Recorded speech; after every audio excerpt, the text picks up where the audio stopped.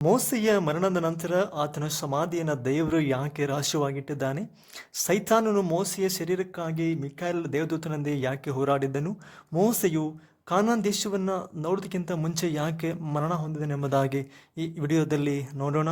ಅದಕ್ಕಿಂತ ಮುಂಚಿತವಾಗಿ ಈ ಒಂದು ವಿಡಿಯೋಗೆ ಲೈಕ್ ಮಾಡಿ, ನಮ್ಮ ಚಾನಲನ್ನು ಸಬ್ಸ್ಕ್ರೈಬ್ ಮಾಡಿ, ಆಲ್ ಅಂತ ಬಟನ್ ಒತ್ತಿ ಹಾಗೂ ಆದಷ್ಟು ಶೇರ್ ಮಾಡಿ. ಮೋಸೆಯು ಮಹಾನ್ ಅದ್ಭುತ ನಾಯಕ, ಐಗುಪ್ತ ದೇಶದ ಕುಮಾರ್ತೆಯ ಮನೆಯಲ್ಲಿ ಬೆಳೆದ ಬಂದ ನಾಯಕ, ದೇವರೊಂದಿಗೆ ಮುಖಾಮುಖಿಯಾಗಿ ಮಾತನಾಡುತ್ತಿದ್ದ ವ್ಯಕ್ತಿ ಮೋಸೆಯು. ಇಸ್ರಾಯೇಲರ ಪ್ರತಿನಿಧಿ, ದೇವರ ನಂಬಿಗಸ್ತ ನಾಯಕ, ಬಹಳ ಧೈರ್ಯಶಾಲಿ. ಇಂಥ ಮೋಸೆಯು 40 ವರ್ಷಗಳ ಕಾಲ ಕಾನಾನ್ ದೇಶಕ್ಕೆ ನಡೆಸಲ್ಪಡೋದಕ್ಕಾಗಿ ಹೋರಾಡಿದ ಮನುಷ್ಯ. ಮೋಸೆಯ ಮರಣದ ನಂತರ ಶರೀರವನ್ನು ಇಸ್ರಾಯೇಲರಿಗೆ ಕಾಣಿಸದ ಹಾಗೆ ದೇವರು ಸಮಾಧಿ ಮಾಡಿದನು. ಇದಕ್ಕೆ ಕಾರಣ ಏನೆಂದು ನಾವು ತಿಳಿದುಕೊಳ್ಳೋಣ. ಮೋಸೆಯ ಮರಣದ ಕುರಿತಾಗಿ ಧರ್ಮೋಪದೇಶಕಾಂಡ 34ನೇ ಅಧ್ಯಾಯ 1ನೇ ವಾಕ್ಯದಲ್ಲಿ, ಮೋಸೆಯು ಮೊವ್ಯಾಬರ ಮೈದಾನದಿಂದ ಯೆರಿಕೋ ಪಟ್ಟಣಕ್ಕೆ ಎದುರಾಗಿರುವ ನೆಬೋ ಪರ್ವತಕ್ಕೆ ಹೋಗಿ ಪಿಸ್ಗಾ ಎಂಬ ಬೆಟ್ಟದ ಶಿಖರವನ್ನು ಹತ್ತಿದನು. ಪಿಸ್ಗಾ ಎನ್ನುವ ಪ್ರಾಂತವು ಜೋರ್ಡಾನ್ ಎಂದು ಕರೆಯಲ್ಪಡುತ್ತದೆ. ನೆಬೋ ಶಿಖರವು ಆಧುನಿಕ ಜೋರ್ಡಾನ್ ದೇಶದಲ್ಲಿದೆ. ನೆಬೋ ಶಿಖರದ ಮೇಲೆ ನಿಂತು ಕಾನಾನ್ ದೇಶವನ್ನು ಕಂಡು ಸಂತೋಷಪಟ್ಟನು. ದೇವರು ಮೋಸೆಗೆ ಕಾನಾನ್ ದೇಶವನ್ನು ಪ್ರವೇಶಿಸಲು ಅನುಮತಿಸಲಿಲ್ಲ. ನೋಡಲಿಕ್ಕೆ ದೇವರ ಅವಕಾಶ ಕೊಟ್ಟನು. ನೆಬೋ ಶಿಖರದ ಮೇಲಿನಿಂದ ಮೋಸೆಯು ಕಾನಾನ್ ದೇಶದ ಪೂರ್ವ ದಿಕ್ಕಿನ ಕೆಲವು ಪ್ರಾಂತ್ಯಗಳನ್ನು ಕಂಡನು. ಅಬ್ರಹಾಂ ಇಸಾಕನಿಗೆ ವಾಗ್ದಾನ ಮಾಡಿದ ದೇಶವನ್ನು ಕಂಡು ಸ್ಮರಿಸುತ್ತಾ ಆನಂದಿಸಿದನು. ಮೋಸೆಯು ಕಾನಾನ್ ದೇಶದ ಸಮೀಪದಲ್ಲಿದ್ದರೂ ಆ ದೇಶವನ್ನು ಪ್ರವೇಶಿಸಲು ಮೋಸೆಗೆ ಸಾಧ್ಯವಾಗದೆ ಹೋಗಿದ್ದು ದುರದೃಷ್ಟಕರ ಎಂದು ಹೇಳಬಹುದು.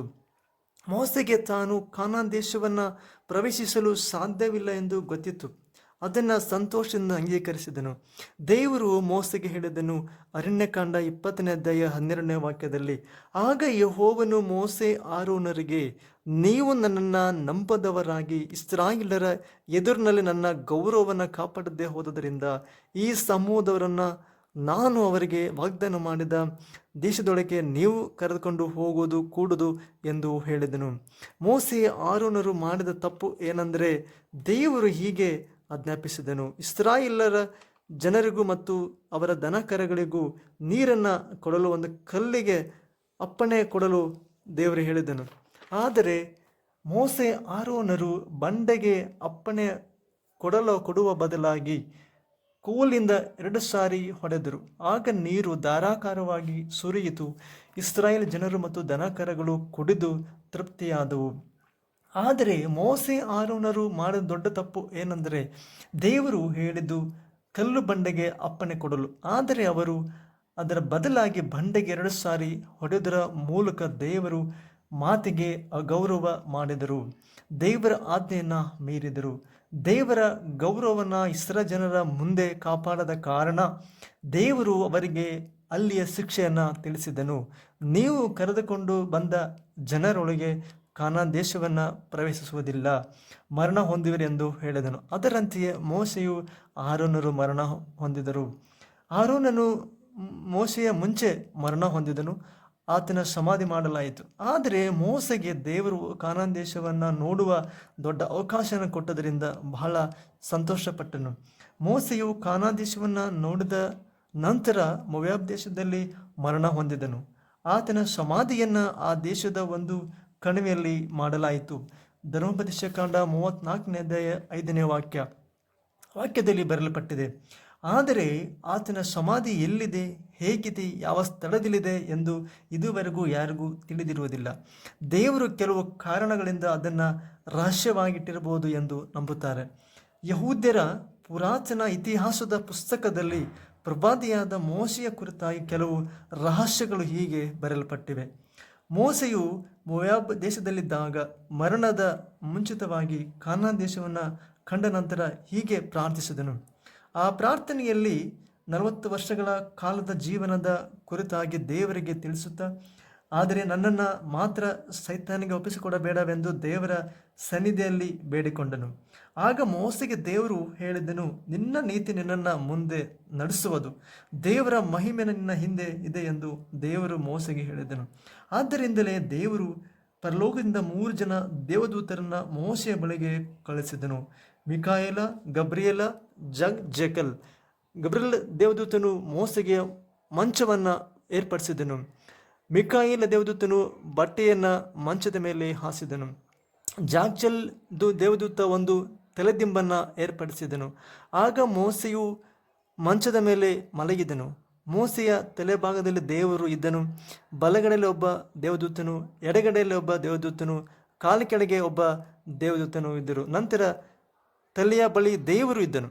ನಂತರ ದೇವರು ಮೋಸೆಗೆ, ನಿನ್ನ ಕೈಯನ್ನು ಮಡಚಿಕೊಂಡು ನಿನ್ನ ಎದೆಯ ಮೇಲೆ ಇಟ್ಟುಕೋ, ಹಾಗೆಯೇ ನಿನ್ನ ಕಣ್ಣನ್ನು ಮುಚ್ಚಿಕೋ ಎಂದನು.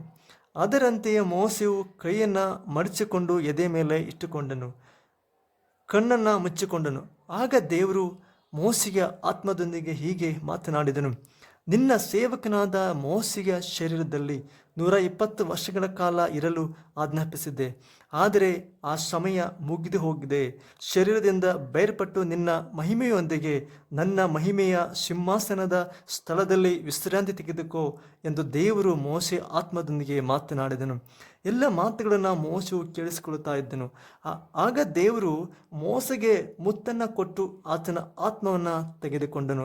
ಈ ರೀತಿಯಾಗಿ ಮೋಸೆಯ ಶರೀರ ಮತ್ತು ಆತ್ಮ ಬೇರೆಯಾಯಿತು. ಇದುವರೆಗೂ ಹೇಳಿದ ಸಂಗತಿ ಯಹೂದ್ಯರ ಪುರಾತನ ಪುಸ್ತಕದಲ್ಲಿ ಬರೆಯಲ್ಪಟ್ಟಿರುತ್ತದೆ. ಮೋಸೆಯು ಆತ್ಮವು ದೇವರ ಸನ್ನಿಧಾನದಲ್ಲಿ ಸೇರಲ್ಪಟ್ಟಿತು. ಆತನ ಶರೀರ ಮಾತ್ರ ಭೂಮಿಯಲ್ಲಿ ಇದೆ. ಆತನ ಶರೀರದ ಬಳಿಯಲ್ಲಿ 3 ಜನ ದೇವದೂತರು ಇದ್ದಾರೆ ಎಂದು ಹೇಳಲಾಗ್ತಾ ಇದೆ. ಆದರೆ ಒಂದು ಸಂಗತಿ ಏನೆಂದರೆ, ಯೂದನ ಪತ್ರಿಕೆ 1ನೇ ಅಧ್ಯಾಯ 9ನೇ ವಾಕ್ಯದಲ್ಲಿ ಪ್ರಧಾನ ದೇವದೂತನಾದ ಮಿಕಾಯೇಲನು ಮೋಸೆಯ ಶವದ ವಿಷಯದಲ್ಲಿ ಸೈತಾನೊಂದಿಗೆ ಹೋರಾಡುವನಾಗಿದ್ದನು ಎಂದು ಬರೆದಿದೆ. ಮೋಶೆ ಶರೀರದ ಬಳಿ ಇರುವ ದೇವದೂತರು ಸೈತಾನೊಂದಿಗೆ ಹೋರಾಡುತ್ತಿದ್ದರು. ಮೋಶೆ ಶರೀರವನ್ನು ವಶಪಡಿಸಿಕೊಳ್ಳಲು ಸೈತಾನ ಹೋರಾಡಿದನು. ಮಿಕಾಯೇಲನು ಸೈತಾನನನ್ನು ಸೋಲಿಸಿ ಮೋಶೆ ಶರೀರವನ್ನು ವಶಪಡಿಸಿಕೊಂಡನು. ಮೋಸೆಯ ಶರೀರವನ್ನು ಸೈತಾನನ ವಶಪಡಿಸಿಕೊಳ್ಳಲು ಕೆಲವು ಕಾರಣಗಳಿವೆ. ಏನೆಂಬುದಾಗಿ ನಾವು ನೋಡೋಣ. ಮೋಸೆಯ ಶರೀರ ಇಸ್ರಾಯೇಲರಿಗೆ ದೊರಕಿದರೆ, ಆತನ ಸಮಾಧಿ ಅವರಿಗೆ ಸಿಕ್ಕಿದರೆ, ಮೋಸೆಯ ಸಮಾಧಿಯ ಮೇಲೆ ತಮ್ಮ ನಾಯಕನಾದ ಮೋಸೆಯ ಪ್ರತಿಮೆಯನ್ನು ಮಾಡಿಕೊಂಡು ಅದನ್ನು ಆರಾಧಿಸಲು ಏರ್ಪಡಿಸಿಕೊಳ್ಳಬಹುದು ಎಂದು ದೇವರು ಅದನ್ನು ರಹಸ್ಯವಾಗಿಟ್ಟನು. ಆದರೆ ಸೈತಾನನ ಇಸ್ರಾಯೇಲರ ಜನರ ಒಂದು ಪ್ರೇರೇಪಣೆಗೆ ಕೊಡುವನು ಹೇಳಬಹುದಾಗಿದೆ. ವಿಗ್ರಹ ಆರಾಧನೆಗೆ ಸೈತಾನನು ಇಸ್ರಾಯೇಲರನ್ನ ಸೆಳೆಯುವಂಥವನಾಗಿದ್ದಾನೆ.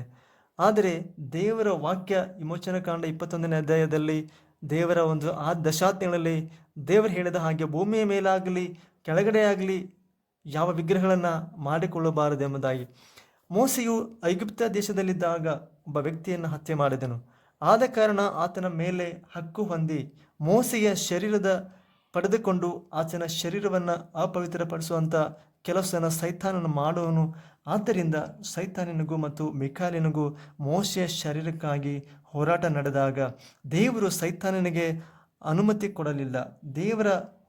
ದೇವರ ಮೋಸೆಯ ಶರೀರವನ್ನು ಭೂಮಿಯಲ್ಲಿ ಅವನ ಭದ್ರವಾಗಿ ಇಟ್ಟಿದ್ದಾನೆ.